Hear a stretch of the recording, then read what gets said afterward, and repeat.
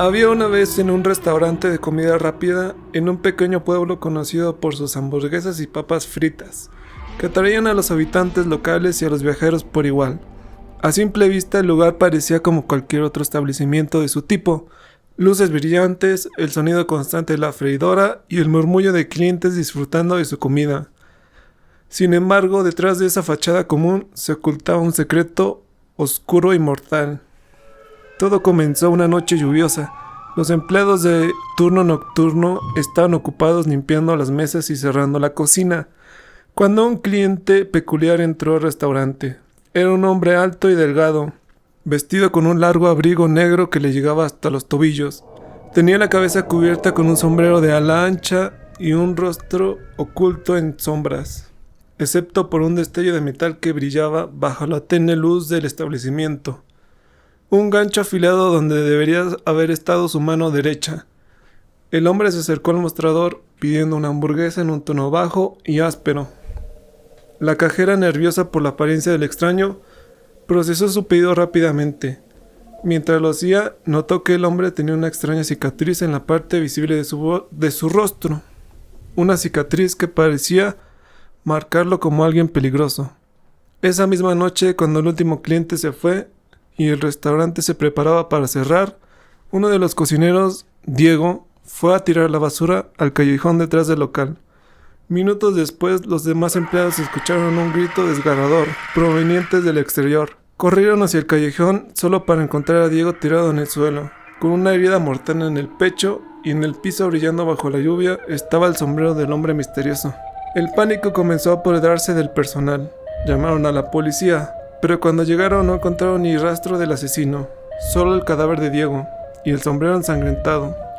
Pero los días pasaron y no hubo ninguna pista. Nadie había visto al hombre del garfio desde esa noche.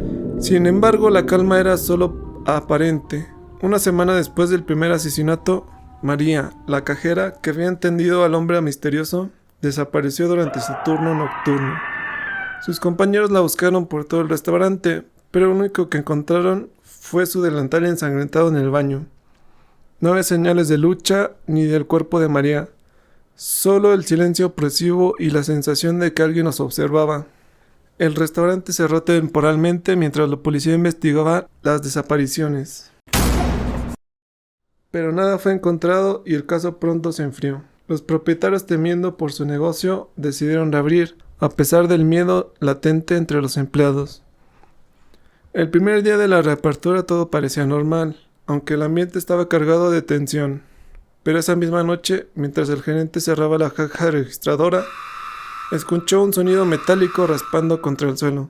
Al voltear, vio al hombre del garfio, parado en la puerta de la cocina con su siniestra herramienta levantada, lista para atacar. Intentó huir, pero fue demasiado tarde. El hombre garfio lo atrapó y lo arrastró hacia las sombras. Los empleados, que quedaban aterrados, oyeron los gritos desde la parte trasera del restaurante, pero cuando llegaron solo encontraron el lugar vacío, sin rastro alguno del gerente ni del asesino. El restaurante nunca volvió a abrir después de esa noche.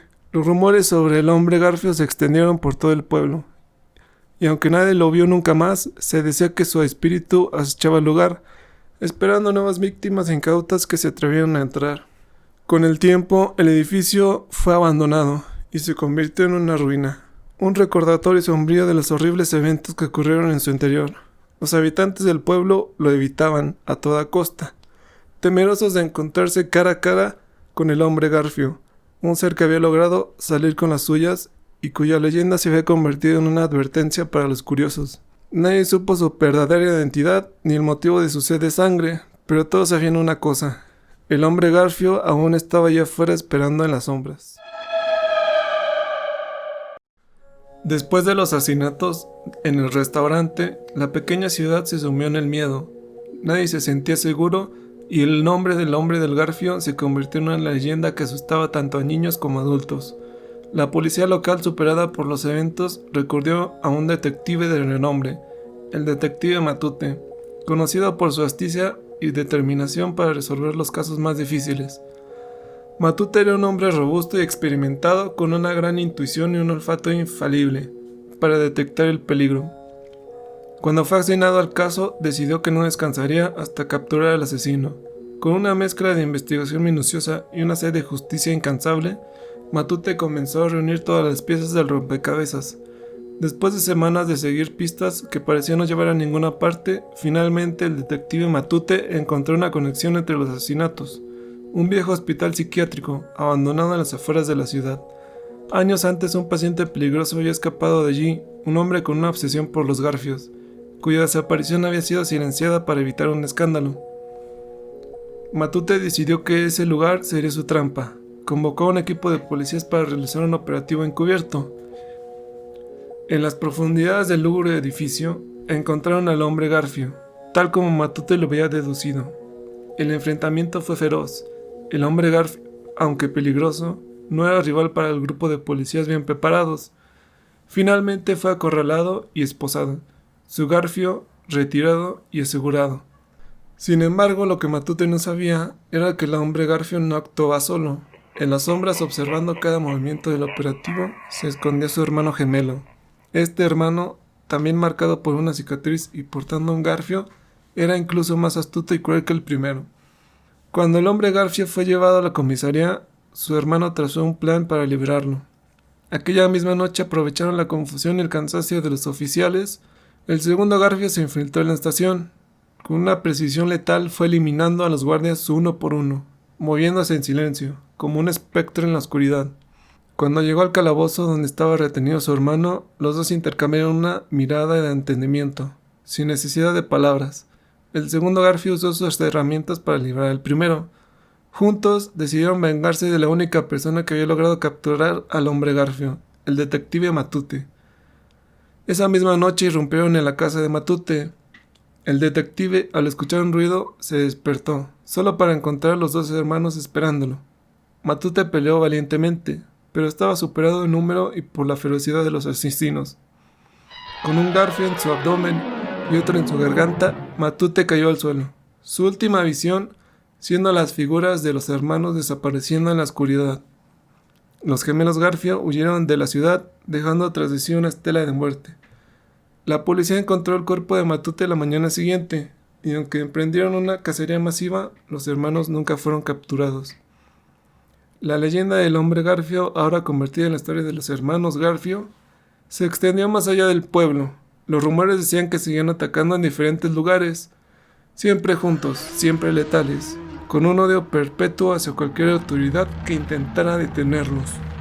El detective Matute, aunque caído, fue recordado como un héroe por su valentía, pero en la oscuridad los hermanos seguían adelante, sin descanso. Un recordatorio aterrador de que, a veces, el mal no actúa solo. En un remoto pueblo rodeado por densos bosques vivían dos hermanos gemelos, Raúl y Gabriel, en una pequeña cabaña al borde de un acantilado. Desde pequeños los gemelos eran inseparables, compartiendo una conexión tan profunda que parecían comunicarse sin palabras. Aunque la vida en el pueblo era dura, ellos se mantenían unidos, enfrentando juntos las adversidades. Los gemelos habían crecido en el aislamiento.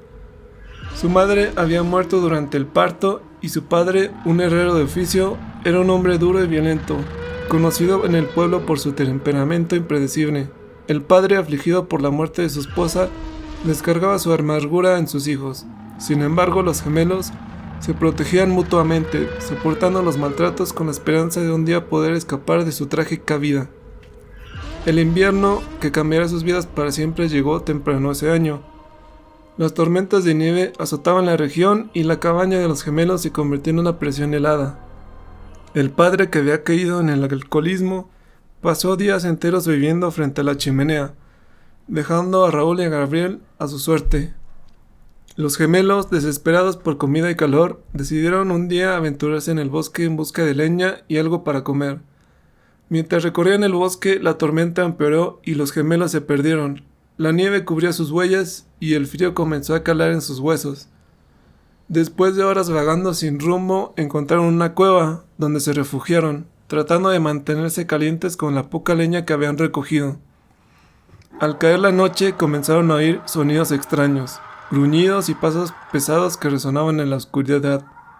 El miedo los invadió, pero decidieron investigar, esperando encontrar algo que los ayudara a sobrevivir.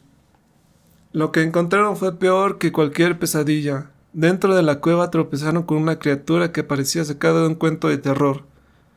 Un oso gigantesco y herido, enfurecido por su dolor. Los gemelos intentaron retroceder, pero la bestia los atacó con una furia incontrolable. En la confusión y el pánico, Raúl y Gabriel se defendieron como pudieron, pero el oso con un solo golpe de su garra les arrancó las manos a ambos, dejándolos desangrándose en la nieve. Desesperados y moribundos, lograron salir de la cueva y regresar a su hogar, dejando un rastro de sangre en la nieve. Cuando llegaron a la cabaña, su padre, en lugar de ayudarles, los miró con una mezcla de horror y desprecio, con el rostro desfigurado por el odio y el alcohol. Decidió que sus hijos eran una carga aún mayor ahora que están mutilados, pero en un acto retorcido de compasión y también con intención de convertir su desgracia en algo útil, el padre decidió usar sus habilidades de herrero para reparar a sus hijos. Durante días trabajó en su forja ignorando los gritos de dolor de los gemelos, mientras les implantaba garfios metálicos en lugar de las manos que habían perdido. El proceso fue brutal y primitivo, sin anestesia ni cuidados médicos.